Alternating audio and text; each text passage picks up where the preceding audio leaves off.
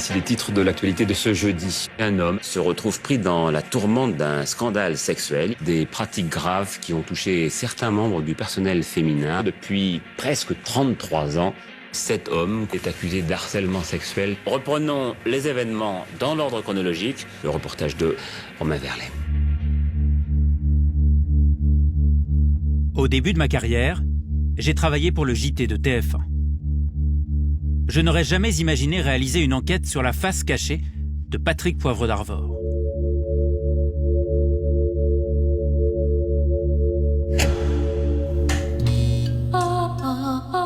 En février 2021, c'est la déflagration. L'ex-star de l'audimat se retrouve au cœur d'un scandale sexuel sans précédent dans le monde des médias. Une romancière, Florence Porcel, porte plainte pour viol et témoigne dans la presse. Je lui ai dit non à plusieurs reprises.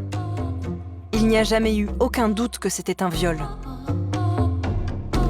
Immédiatement, Patrick Poivre d'Arvor s'invite sur une chaîne du groupe TF1 pour rétablir sa vérité.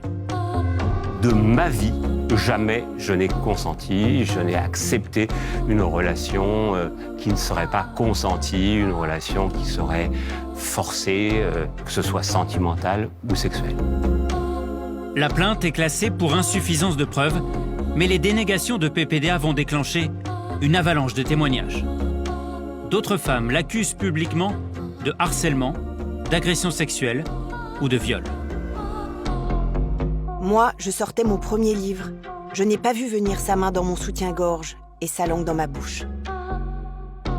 Moi, il a mis sa main dans mon sexe, alors qu'il disait vouloir me parler d'un reportage. Moi, je venais pour un entretien professionnel. Il m'a imposé une fellation. Je le connaissais depuis 10 minutes. Elles avaient entre 19 et 34 ans et affirment s'être tues par honte ou par peur pour leur carrière. 22 femmes finissent par témoigner devant les enquêteurs. 11 portent plainte, dont 4 pour viol. Certaines décrivent PPDA comme un prédateur sexuel.